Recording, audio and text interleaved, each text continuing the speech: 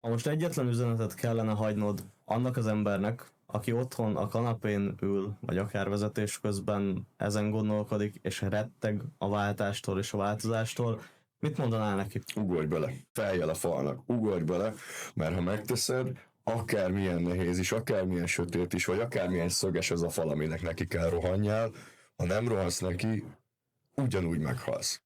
Lelkileg, mint ha csak szépen lassan nekidőlsz. Rohanj át rajta fejjel, és vállald minden következményét. Én ezt tudom mondani.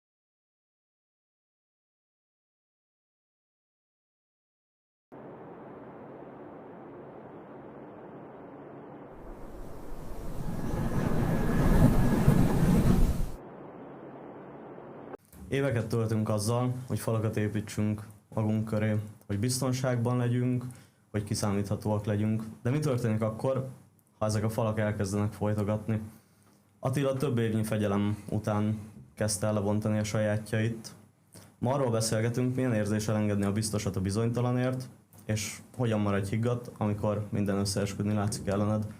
Ez az ő története, én Erik vagyok, ez pedig az Under Pressure Podcast.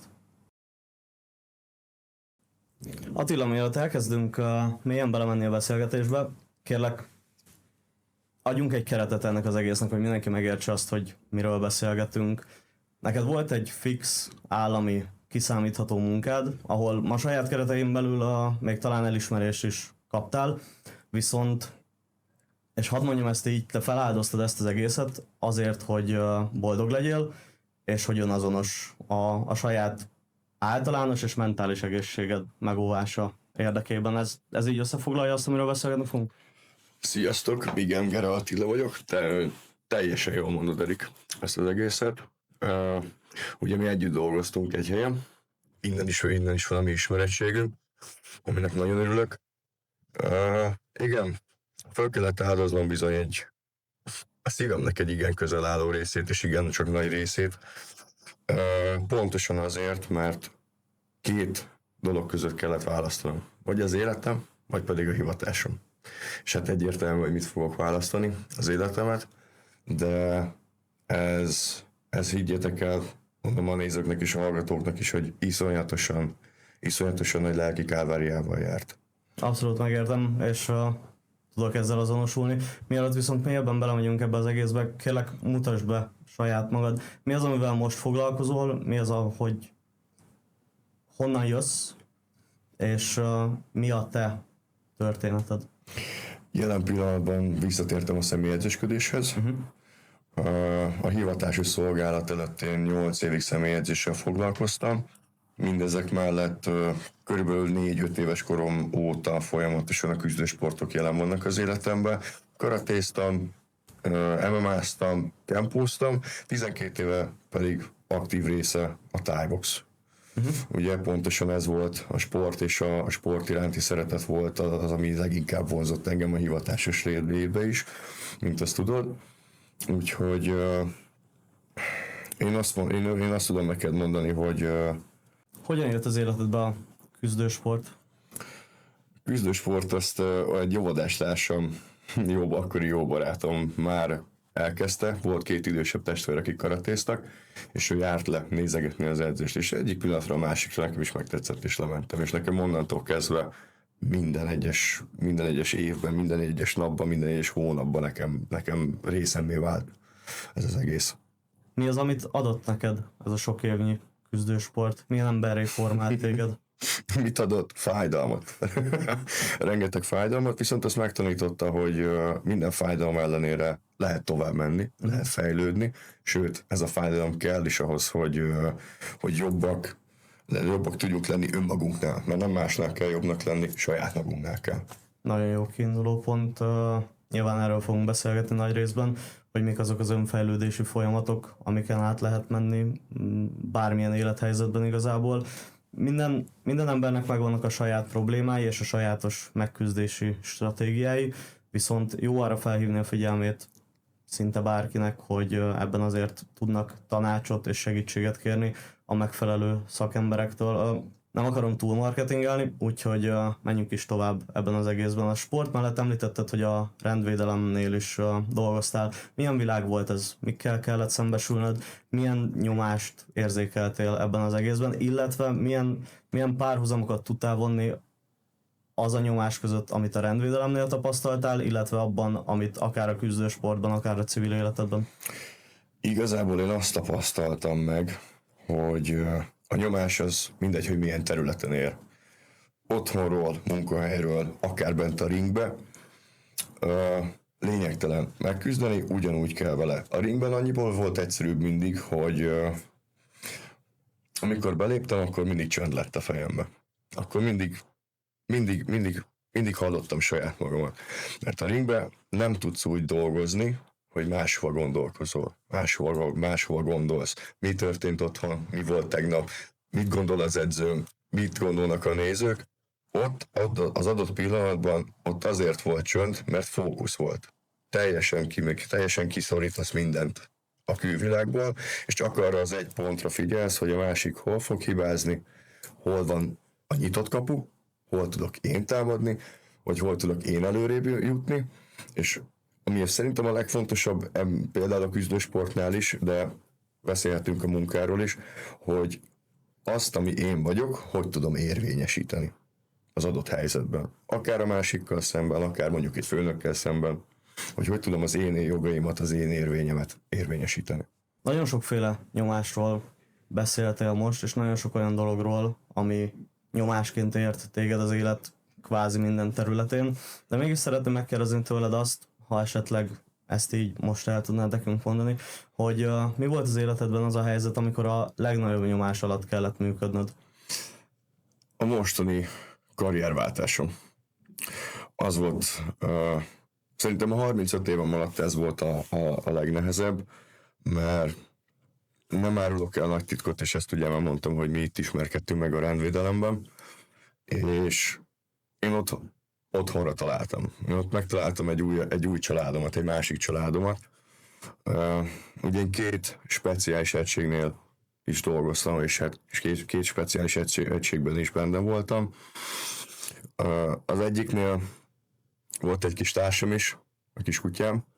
Ugye amikor nekem váltanom kellett, eljött az a pont, hogy azt mondtam, hogy ez most már az egészségi állapotomra, a mentális állapotom egészségére fog rámenni, akkor nekem azzal is meg kellett küzdenem, hogy cserben hagyom a bajtársaimat. Hátat fordítok a bajtársaimnak. Ott kellett hagynom a kiskutyámat, akit évekig képeztem. Mellettem volt, sok mindenben benne voltunk, a szívemhez nőtt, és nagyon-nagyon nehezen tudtam meghozni azt a döntést, hogy azt mondjam, hogy én önmagamat teszem előtérbe. És magam miatt fogok innentől kezdve működni, pedig a hivatásos lét szerintem mondjon bárki bármit, a legcsodálatosabb dolog. Abszolút tudok ezzel azonosulni, és meg tudom érteni, hogy mit mondasz, különböző okokból. Azért, amikor egy ilyen munkakörnyezetbe belépsz, ott egy rendkívül extrém nyomás van jelen az ember életében és a mindennapjaiban. Milyen volt az az állapot, amikor reggelente beléptél oda, és bár tudtad, hogy a fizetésed fix, és a munka kiszámítható, belül mégsem érezted magad a helyeden? Ez egy nagyon kacifántos kérdés, mert minden reggel úgy mentem be, és úgy vettem fel a szolgálatot, hogy csillogó szemekkel, hogy itt lehetek, hogy itt vagyok, hogy tehetek valamit. Viszont az mellett, hogy én a helyemen éreztem ott magam, az mellett olyan ellentétek húzódtak, hogy maga a rendszer, amiben dolgoztam, úgy éreztem, hogy nem értékel. Úgy, ahogy kéne. És ez okozott egy olyan belső feszültséget, amit nagyon nehezen tudtam egyrészt felismerni, másrészt kezelni. Mert nem tudtam az elején hova tenni, hogy mi ez a kis tüske bennem. Tudod, hogy vajon mi az, ami itt vagyok, jó vagyok, a közvetlen kollégáim értékelnek, és mégsem érzem azt a kiteljesedést és azt az elégedettséget önmagamban. Csak hát ez ugye nyilván az évek során, hogy mentünk előre az időbe, egyre nagyobb tüske lett, egyre jobban szúrt aztán előbb-utóbb végre sikerült megfogalmaznom, hogy mi is az én problémám. Itt álljunk meg egy pillanatra. Coachként gyakran látom azt a klienseknél, hogy sokan azért nem mernek váltani, mert a biztonságos környezet, még ha nyomasztó is, ad egyfajta hamis identitást. Neked mi volt a legnagyobb belső konfliktusod azzal kapcsolatban, hogy az az ember, aki bent voltál a munkahelyeden, az eltávolodott attól az embertől, aki kint voltál a civil életben. Mik voltak azok az identitásbeli harcok, amikkel meg kellett küzdened saját magadban? A legnagyobb harcom, nem is tudom, hogy ezt hogy fogalmazom úgy, hogy azért emészhető legyen. Ugye emberekkel foglalkoztam bent is. Ráadásul elég nehéz természetű emberekkel, akiket mégis megfelelő módon kellett tudni terelni.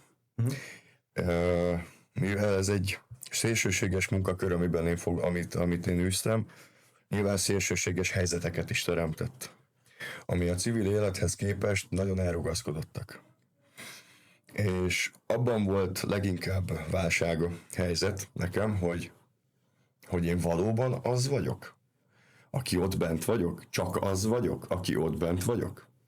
És most ez egy érdekes példa lesz, de mondjuk a munkahelyemen bent, amikor egy adott szituációba kellett helytállni, mint kőkemény, maszkulin fizikum, majd utána hazamentem, és beraktam, röhöghetsz, egy oroszlán királyt, és azt 1,5-2 órán keresztül végigbőgöd, azért az egy igencsak kontraszt.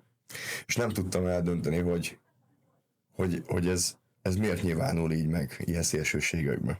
És ezzel nagyon nehéz volt megküzdeni, hogy én az az ember vagyok, vagy ez az ember vagyok. Hogy egy érzékeny, emocionális ember, vagy egy durva, zord, bármire képes személy. Ezt akkor végül is magadban felismerted, hogy két különböző irány van, és meg kellett hoznod egy döntést, hogy melyik irányba szeretnéd folytatni az életedet. Igen. Mi volt az a pont, amikor először megfogalmazódott benned, hogy nem biztos, hogy jó helyen vagy az életben? Ez azért fontos, mert nagyon sok ember küzd ezzel, amiről beszéltünk, a hamis identitással és a hamis biztonságérzettel, amit egy jól fizető állás vagy egy kiszámíthatóság tud adni, viszont ez mellett azzal a problémával is küzdenek, amiről te beszélsz, hogy nem feltétlenül találják meg a helyüket ott, ahol vannak. Volt egy konkrét pillanat, amikor a benti világ nyomása és a belső szabadságvágyad ütközött ezek alapján. Mi volt az a pont, amikor eldöntötted, hogy elég, és változtatni fogsz? Amikor megkattantam. Szó szerint értsd, de ennek tanulja is voltál, hiszen nagyon sokat beszélgettem veled erről, hogy mit évő legyek, hogy csináljam, milyen vívódások játszanak bennem. Ugye nehéz volt, mert egyrészt úgy éreztem, hogy a közvetlen kollégáimtól, bajtársaimtól elismerés, megbecsülés, szeretetet kapok. Mind szakmailag, mind bármi más tér, mind emberileg. Viszont maga a környezet, amiben dolgoztunk, és maga a rendszer, amiben dolgoztam, annyira folytogató volt, hogy már a szüleim is 1-1,5 éve folyamatosan mondogatták, hogy kisfiam, hagyd ott, ez nem tesz jót neked. Hidd el, ez nem a te világod. De nem hittem el. És itt jött az eset, tudod, amikor fogod a kötelet, és széttépi a kezedet, és most nehezebb tartani, mert fájdalmat okoz, viszont ha elengeded, előbb-utóbb begyógyul a seb. És az egóm az nem engedte, hogy én ezt az egészet magam mögött hagyjam. Mert tudtam, hogy egy részem odavaló, 30 éve küzdősportolok. Ez a világ, ez nem áll távol tőlem. Viszont mindamellett, hogy sikereket is értem el ebben, lelkileg teljesen meggyötört az a közeg, megfojtott. És volt egy pont, ezt nem feltétlen szeretném ilyen nyíltan elmondani, de ott konkrétan vagy az életemet választom, vagy azt, hogy rámegy az életem erre a hivatásra. Amit szeretek, amiben jól érzem magam, ahol ott a másik családom, ott van a kutyám, és még mondhatnám, tudod jó, hogy mennyire jól éreztem magamat. Viszont lelkileg teljesen felőrölt. És küzdöttem azzal, hogy úristen, mit csináljak ezután? Hova menjek? Ennél én vagyok-e több, mint ami ott bent? Ugye volt egy alternatíva, hogy vissza tudtam volna menni edzősködni, de én egyáltalán nem akartam. Én ebben voltam beleszeretve. Én itt szerettem volna fősulira tovább menni. Tehát amit tudod, valamit elkezdünk, azt maxoljuk. Abszolút.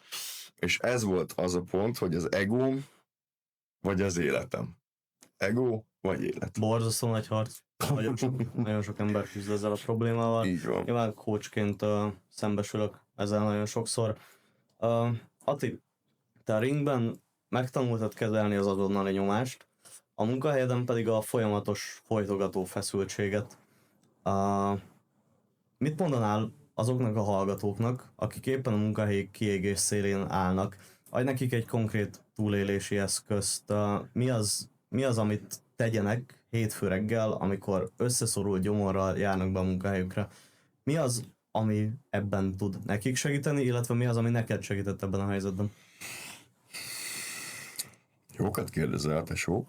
Figyelj, a legegyszerűbb dolgot tudom neked mondani. Reggel fölkelsz, és örülj annak, hogy fölkeltél.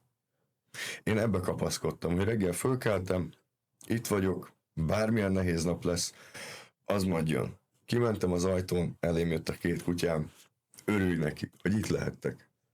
Abszolút, én azt mondom, hogy ha az apróságoknak elkezdesz tudni örülni, és elkezdesz rájuk figyelni, egy picit, és nem azonnal hosszú idő után, de egy picit könnyebb lesz a kis lelkednek.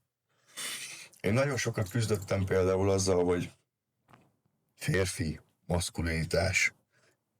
Ugye mindenki azt mondja, hogy kősziklának kell lenni egy férfinek, farccal végignézni mindent. Szerintem ahhoz sokkal több erő kell, hogy be tud ismerni saját magadnak, hogy most letérdeltél.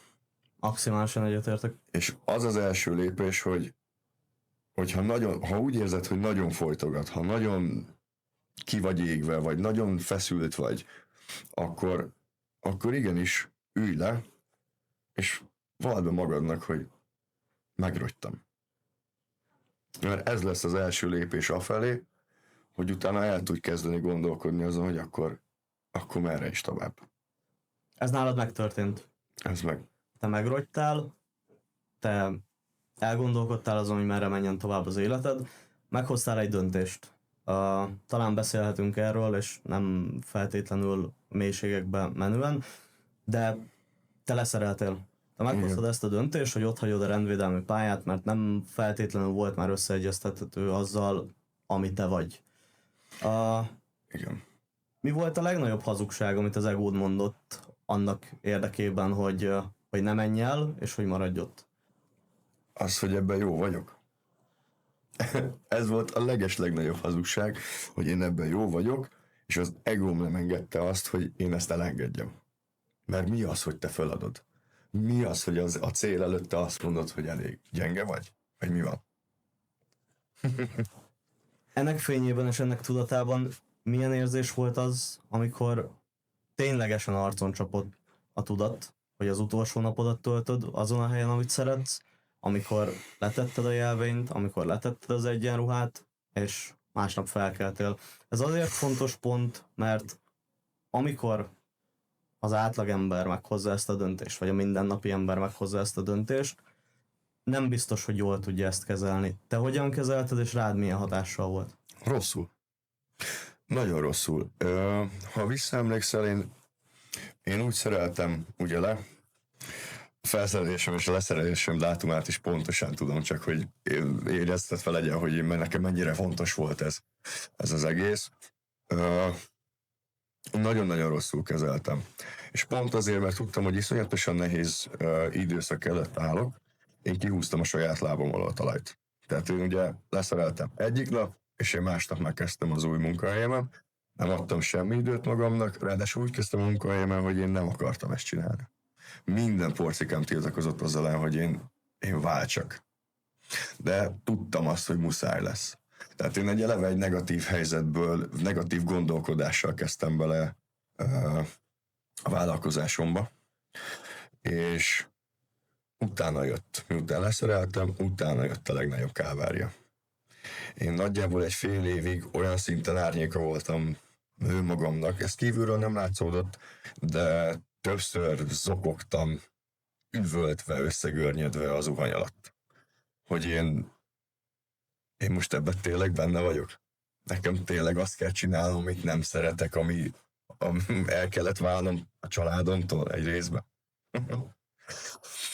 Pedig sokan úgy képzelik a vállalkozói létet, hogy végre szabad vagyok, de ez az első pár hónapban, amikor már nem a rendszer irányít, hanem neked kell önmagadat, gyakran jön a bizonytalanság. Milyen volt az első időszak, amikor ezzel kellett szembesülnöd, hogy a szabadság végtelensége helyett a kőkemény munka jön? Én igazából ebbe menekültem bele. És tudod, nekem van egy mondásom, és én ezt tartom is, hogy olyan nincs, hogy a becsületes tiszta munkának ne legyen meg az eredménye. Ha hosszabb távon is, vagy hosszabb idő alatt jön ez be, de akkor is meg kell, hogy legyen az eredménye. Én azért próbáltam beletemetkezni magam, vagy beletemetni magam a munkába, mert ha nem a munkába temettem bele magam, akkor csak agyaltam. Akkor csak ostromoltam magam, hogy miért érzem magam rosszul, miért sírattam az előző helyemet, mi történik velem. Igazából megmondom őszintén, hogy nem is az anyagi, és nem is a kereseti vagy a megélhetési problémák zavartak engem. Mert azt tudtam, hogy ha csinálom, akkor előbb-utóbb ez be fog érni. Ugyanúgy, ahogy mondjuk a hivatásos szolgálati előtti időszakban. De mondom, úgy inspirálni saját magad, hogy te nem ezt akarod csinálni, na az volt a kemény. Ez talán az egyik legfontosabb lecke a mai napból, hogy a vállalkozói lét nem a szabadság a munka alól, hanem a teljes felelősségvállalás a saját életedért. Te így tudatosan építetted újra az életedet, nem csak dolgoztál. Neked mi volt az a mindset váltás, ami segített, hogy a bizonytalanság ne bénítson meg, hanem hajtson előre? Pontosan az, hogy amikor leszereltem, nem hazudok és nem árulok el nagyon nagy titkot, körülbelül egy 1,5 hónapra elegendő tartalékom volt. Tehát ott azért egy elég szűk határidő volt ahhoz, hogy mondjuk 1,5 hónap, 2 hónap múlva én tudjak mit tenni. Hogy ez be tudjon indulni.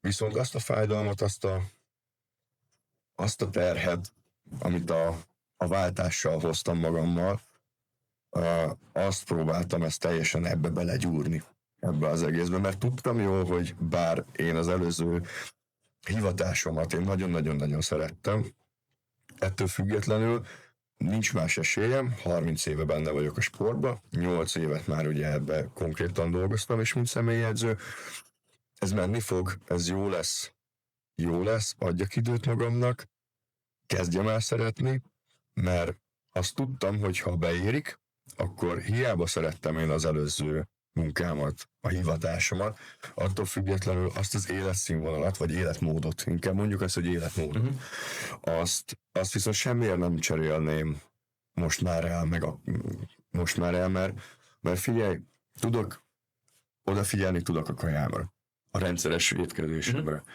Megvan a sport az életemben olyan szinten, ahogy kell. Napközben haza tudok menni, van egy 15 éves kutyám, ugye ő a szemem láttál, öregedett meg, ez is egy nagy húzópont volt például abban, hogy váltsak.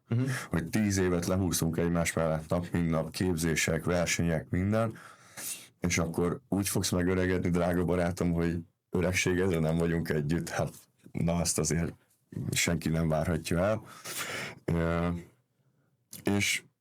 És most olyan jó érzés újra ebben élni, tudod? Hogy hazamegyek, paradicsomot ültetek, kimegyek, megnézem, hogyan kacsolok, ott van mellettem a kutyám, egy órát kiülök, elnézzük az eget, lemegyünk a Dunapartra, sétálunk egyet. Tehát egy sokkal nyugodtabb környezet, tehát tudod megteremteni a mostani helyzetem. Amióta beszélgetünk, egy nagyon fontos dolog jár az agyamban. Dosztojevszkij a Bűn és bűnhődésben egyszer megemlítette azt, hogy mindenkinek kell, hogy legyen valaki, aki szánja.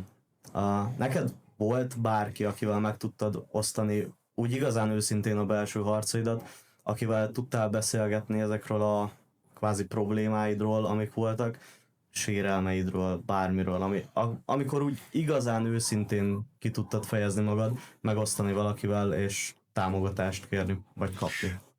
Természetesen, és itt figyelj, elsősorban nyilván a szüleimet fogom mondani, de ők megint egy más tészta, mert mindenkinek a saját szülei azok kicsit elfogultabbak, jobban védik az ő érdekeit, de ez mellett itt voltál te is. Ugye ezért mi rengeteget beszélgettünk erről, én nagyon sokat szívódtam, hogy mit évő legyek. Most titeket is tényleg hagyjalak itt, vagy hogy ennyire gyenge vagyok, hogy ezt nem bírom. Én nagyon sokat ostromoltam ez véget magam, de nagyon sokat tudtunk veled beszélgetni. Sokszor volt olyan, hogy egy-egy mondatoddal, vagy egy-egy szavaddal tudtál rajtam lökni egy picit. Az, hogy balra vagy jobbra, az lényegtelen volt, de tudtad előre vinni a gondolkodásomat, vagy a következő lépést előkészíteni a fejemben, hogy éppen mire gondoljak, vagy hogy intézem ezt magammal. Nagyon örülök annak, hogy ezt így megemlítetted, már csak azért is, mert ez nekem is egy nagyon fontos pont volt így az életemben, illetve abban az irányban, amerre most elindultam a veled való beszélgetések, és azok még nem szakemberként, nem olyan jelleggel történtek azok a beszélgetések, csak bajtásként, abszolút bajtásként, és abszolút barátként, és abszolút zsigerien. Viszont egy tényleg egy hatalmas pontja volt annak, hogy én most azzal foglalkozok, amivel szeretek, ami nekem is boldogságot nyújt, illetve ami az én saját mentális egészségemen is javít, és nagyon remélem, hogy másokén is fog tudni. Úgyhogy én is hálával tartozok neked ezért az egészért. Egy szív, egy dobbanás, testvér. Egy szív, egy dobbanás. Attól csak, hogy tanulságokat is levonjunk ebből az egészből. Mit tanultál ebből az egész váltásból? Mi az, amit neked adott? A legtöbbet? Bocsánat, ugye kisebb szünetekért, csak azért nekem ez még mindig egy mély téma, és egy nagyon meghatározó most jelen pillanatban az életemben, és az is lesz. De mit tanultam? Ha önmagadban hiszel, és tök mindegy, hogy milyen körülmények vesznek körül, ki milyen tanácsot ad. Ha önmagadban hiszel, akkor szinte mindenre képes leszel. Mindenre képes leszel, mert nem az a lényeg, hogy milyen akadályok vannak előtted. Mert akadály mindig jön. Nehézség mindig adódik. Itt a kérdés az, hogy a lapnak melyik oldalát nézem. Ez a félig üres, félig tele. Hogy nézhettem volna azt is, hogy baszki, nekem ezt itt kellett hagynom, sirathattam volna, viszont milyen szerencsés vagyok, hogy volt egy másik lehetőségem. Tehát, hogy volt egy kapum, ami fele tudtam indulni, ami fele tudtam menni. És hogyha ha ezt nem realizálom, ha nem így próbálok gondolkodni, és hidd el, ma is megvannak a kis apró buktatója a dolognak, de nem arra próbálok fókuszálni, hanem abszolút arra próbálok fókuszálni, hogy itt vagyok, reggel csicseregnek a madarak, jó közegbe megyek be, nincs, aki forszolja, nincs, aki erőltessen, és így legalább a saját magam nyomását próbálom kicsit enyhíteni. Ha már külső kevesebb van, akkor ne arra a kevésre fókuszáljak, ami egyébként még megmaradt, hanem arra a másik oldalra, hogy mennyivel könnyebb. És így sokkal, nem azt mondom, hogy minden reggelem úgy kelek, hogy ez az, most megváltom a világot, de mire kimegyek a lakásból és bezárom az ajtót, addigra már sokkal könnyebb. Addigra már sokkal könnyebb lelkileg, hogy jó, ez is egy szép nap lesz. Akkor abban végül is kiegyezhetünk, hogy neked jót tett ez a váltás. Abszolút. Mind az általános, mind a mentális egészséged megóvása érdekében, illetve nyilván a fő blokkra rácsatolva, hogy azért megélhetés szempontból is neked ez most okés. Minden szempontból pozitívan jött ki a váltás, hát hogyne. Nem dolgozok, kevesebb munkaórát dolgozok. Ahhoz képest úgy gondolom, hogy a fizetésem megfelelő, sokkal megfelelőbb, mint ezelőtt. Úgyhogy én úgy gondolom, hogy elégedett tudok lenni, mind szakmailag, mind lelkileg, mind mentálisan, Én nekem abszolút jó volt ez a váltás. Mondhatom úgy, hogy most észreveszem az életnek az apró pici dolgait, és tudok neki örülni. Ami eddig nem volt meg. Ami eddig az alatt a nyomás alatt, amíg, és a nyomás alatt azt érzem, vagy azt értem, hogy hiába teszel meg mindent, mégis úgy érződik, mintha nem lenne elég. Na ez most megszűnt. Ez most megszűnt, és még ha mondjuk egy lazább napon is van, vagy kevesebb éppen az edzés számom aznap, akkor is tudok úgy hasznosan időt tölteni, akár otthon, akár barátokkal, akár máshol, hogy ez feltölt, és abból pozitívat kapok. Volt vagy hát nem volt, van egy nagyon jó barátom, ő az utóbbi egy évben szintén mellettem volt, nagyon sokat segített abban, hogy én itt a mostani munkahelyemre be tudjak kerülni. És ha ő nincs, akkor én nem is biztos, hogy meglépem. Tehát te voltál az egyik, akivel erről tudtam beszélni, viszont az előbb említett másik jó barátom volt az, aki az utolsó löketet adta, majd konkrétan egyik nap odajött, hogy figyelj, jövő héttől várnak a terembe, akkor mehetsz oda dolgozni, amikor akarsz.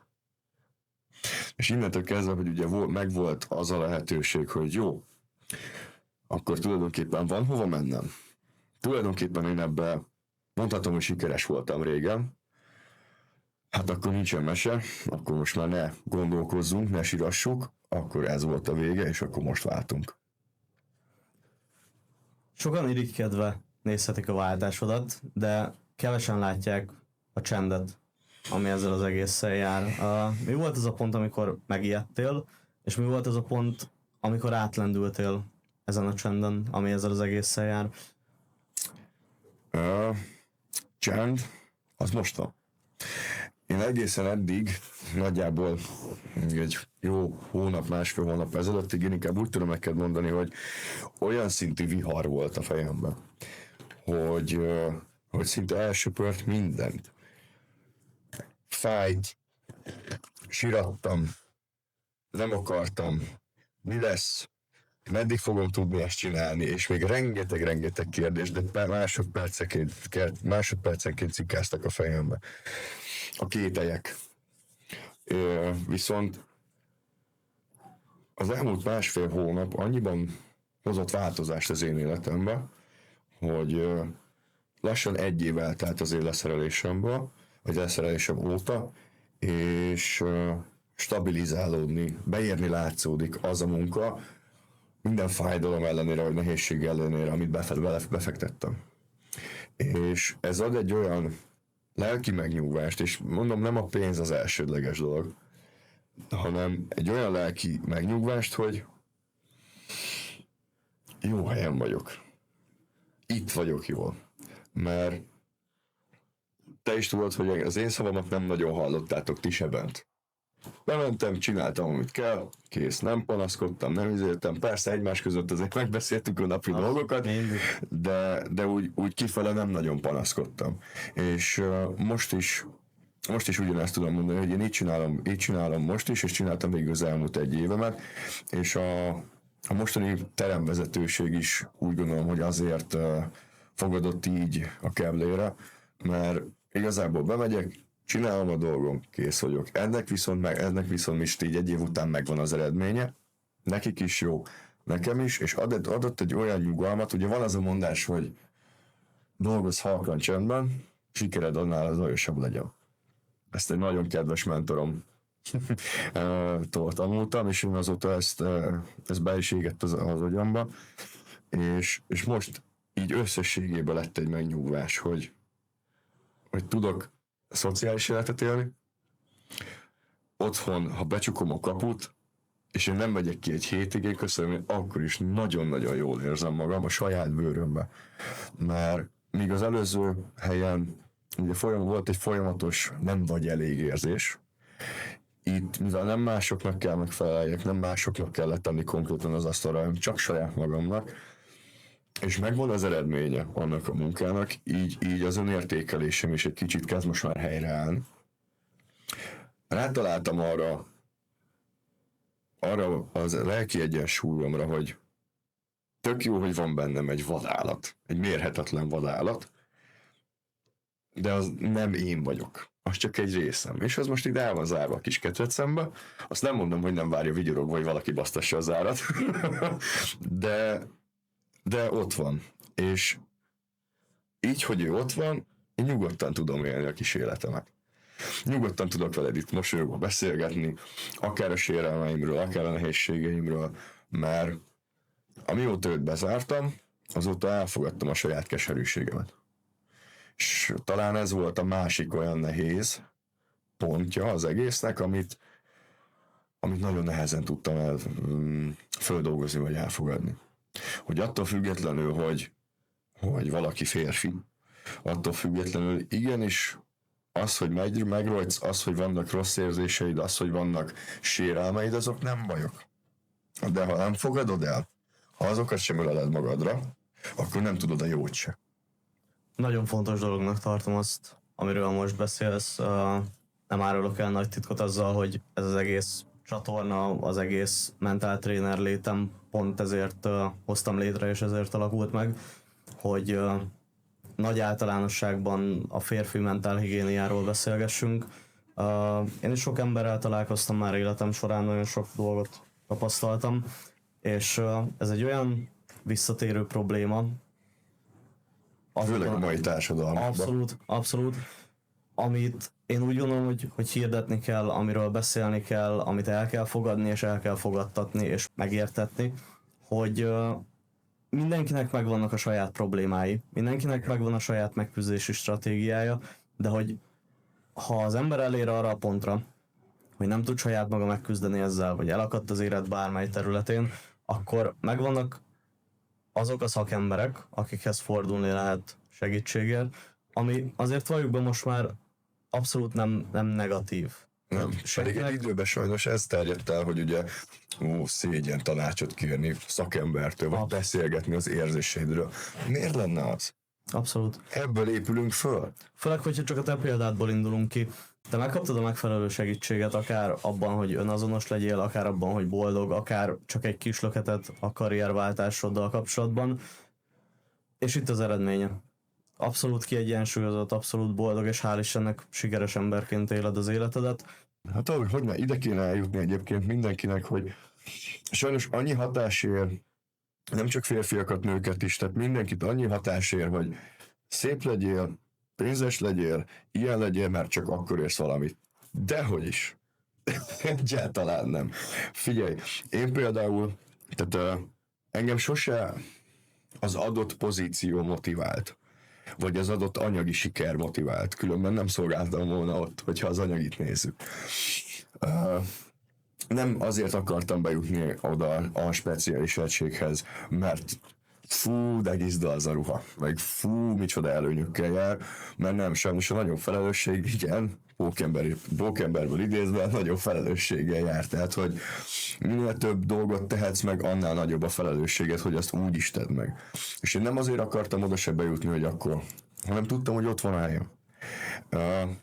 Itt a mostani helyzetben most sem alapvetően a pénzt nézem sikernek, hanem sikernek azt élem meg, hogy egy év eltelt, és megvan a megfelelő edzésszámú egy héten például. Na, az siker. Az, hogy ez mellé jön egy anyagi visszacsatolás, az egy plusz. De nem az anyagiakat kell elsősorba kergetni, én úgy gondolom. Legalábbis ez az én stratégiám volt. Nagyon fontosnak tartom, hogy erről beszélgessünk, hogy alapvetően a sikerünket a reakciónk határozza meg adott dolgokra. Az élet önmagában szép, és most próbálok kerülgetni minden klisés hülyeséget, amit az ember hall, meg olvas mindenhol. Az élet szép, és a reakciónkon múlik, hogy ezt mennyire tudjuk szépen kezelni. Amit te is mondasz, szembesül az ember nagyon sok mindennel, de mindenből mindig ki tudja hozni a maximumot, hogyha a megfelelő hozzáállása megvan ezekhez a dolgokhoz. Így van. Nincs olyan, hogy nem. Tehát én most már nem akarok nagyokat mondani, de volt már egy pár váltásom, és tényleg mindig az hajtott, hogy hogy el tudjam mondani őszintén magamról azt, hogy megtettem mindent magamhoz képest, és akkor nyugodt lehetek. Ez ugyanolyan, mint amikor a legegyszerűbb példa szerintem, hogy egy küzdősport gálán, vagy egy meccsen, tök mindegy, bemész a ringbe egy meccsen. Én nem tudom azt mondani, hogy felkészültem a meccsre. Azt egyáltalán nem tudom mondani, viszont azt, hogy magamhoz képest, amit tudtam, 110%-ba beleadtam, azt elmondhatom. Mert ugye egy meccsen is elég egy 10 másodperc, egy rosszul vett levegő, egy kicsit leesett kéz, a másik észrevette, és elmehet a meccs. Elmehet a menet. Tehát ott én azt mondom, hogy abszolút az szükséges hozzá, hogy na tehát, hogy egy leesik a kéz, egy másodperc alatt elmehet az egész meccs. Egy szerencsén is múlhat. A másik élesebb egy pillanatban, és már le is csattantott. De akkor sem tudsz lejönni szégyenkezve a ringből, ha te úgy álltál oda, hogy én a felkészülésembe, amit lehetett, beleadtam. Tehát azt szoktuk mondani, hogy minden sparring legyen olyan, mint egy éles meccs, és amikor fölmész, akkor legyen olyan, mint egy laza sparring. Abszolút. Mentálisan. Azért nagyon sok mindent érintettünk ez a beszélgetés alatt. Ha most egyetlen üzenetet kellene hagynod annak az embernek, aki otthon a kanapén ül, vagy akár vezetés közben ezen gondolkodik, és retteg a váltástól és a változástól, mit mondanál neki? Ugorj bele. Fejjel a falnak, ugorj bele, mert ha megteszed, akármilyen nehéz is, akármilyen sötét is, vagy akármilyen szöges az a fal, aminek neki kell rohanjál, ha nem rohansz neki, ugyanúgy meghalsz. Lelkileg. Mint ha csak szépen lassan nekidőlsz. Rohanj át rajta fejjel, és vállald minden következményét. Én ezt tudom mondani. Én mostani pillanatomban abszolút ezt. És neked is. Ugyanezt tudom mondani. Csináld, testvér, ameddig csak szeretnél is. Hidd el, hogy meg lesz az eredménye. Attila, nagyon szépen köszönöm, hogy ezeket a dolgokat megosztottad velem. Borzasztóan büszke vagyok rád. Nyilván végigkövettem az egész folyamatot. Elképesztően büszke vagyok rád. Nagyon örülök a sikereidnek, és kívánom azt, hogy ezek kitartsanak, és fontos, hogy végig boldog maradj. Köszönöm. Ugyanezt neked is szívem, és tudod, egy szív, egy dobolás. Mi itt is egyek vagyunk. Egy szív, egy dobolás. Ez volt az Under Pressure. Én Erik vagyok, és ne feledd, a nyomás nem ellenség, hanem egy iránytű. Az mutatja meg, hol van dolgod. Kövess be minket, és várlak a következő adásban, ahol tovább keressük a választ arra, te vajon hogyan működsz, amikor mindenki más megáll.